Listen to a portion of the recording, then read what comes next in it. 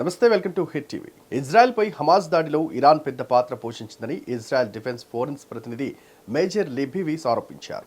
ఆమె మాట్లాడుతూ హమాస్ యొక్క క్రూరత్వాన్ని ఇజ్రాయెల్ చరిత్రలో ఊచకోత అని కూడా పేర్కొంది. 2 రోజుల క్రితం మేము చూసినది ఇజ్రాయెల్ చరిత్రలో ఇజ్రాయెల్ పౌరులపై జరిగిన అత్యంత ఘోరమైన ఊచకోత. ఇది మనం ఇంతకు ముందెన్నడూ అనుభవించని విషయం. మనం చూసిన భయానక సంఘటనలను మాటల్లో వర్ణించడం దాదాపు కష్టం.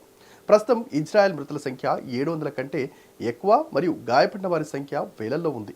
మృతుల సంఖ్య పెరిగే అవకాశం ఉందని ఇజ్రాయెల్ నమ్ముతుంది. చారిత్రాత్మకంగా ఇరాన్ హమాస్కు చాలా బలమైన మద్దతుదారని మాకు తెలుసు.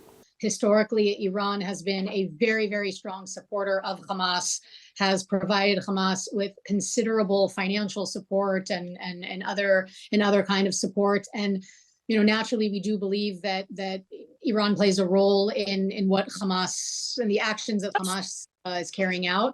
But I can't provide from the military perspective. I can't provide any additional information beyond that. What we witnessed 2 days ago is the worst massacre of Israeli civilians in Israel's history, and the magnitude of this loss and the sense of tragedy and mourning that the entire country is feeling right now is overwhelming for everyone.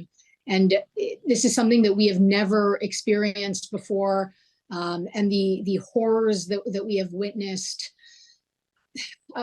It's almost hard to describe them in words. And I would almost like to even start at the end and start immediately with some figures that can perhaps give a sense of this incredible loss. So right now, the number of Israeli casualties is more than 700. The number of injured are in the thousands. Hospitals in the south of Israel, not far from the Gaza border, were overwhelmed with the number of injuries that arrived starting on Saturday, and we know that many of those injuries are very, very serious. And so we do believe that it's likely that the number of casualties could, of course, increase. And of course, there's no way not to mention the horror of the dozens of Israelis who were taken as hostages, essentially kidnapped by Hamas, dragged across the border into Gaza, and are now there being held by Hamas. And I have to point out the fact that this was an assault against Israeli civilians. We have seen, and of course we've heard the testimony and stories of people whose parents, whose grandparents, children, innocent civilians who were dragged across the border and are now being held as hostages by Hamas. So the numbers are horrifying and devastating.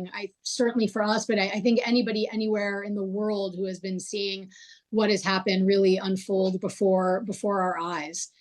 In terms of the timeline of events, on Saturday morning, roughly at around 6:30, up to 1,000 Hamas terrorists invaded Israel. Most came by land, but there were, of course, attempts by sea as well as by air. And once entering into Israeli territory, we saw a massacre take place. Terrorists went into more than 30 Israeli communities along the border, some kibbutzim, as we call them. These are residential communities. And once in these communities, they overtook them. They killed people, murdered people who were on the street, perhaps out for an early Saturday morning walk. They went into homes, murdered people in their beds. Others they took essentially as hostages and held them as hostages within those communities. And of course, many others were taken and dragged across the border into Gaza. In addition to this assault on so many residential communities, of course, at this time, we also know that there was a music festival that was taking place. Hundreds of young people enjoying music with their friends who had been out at this festival that was going on through the night and into the early mornings of Saturday.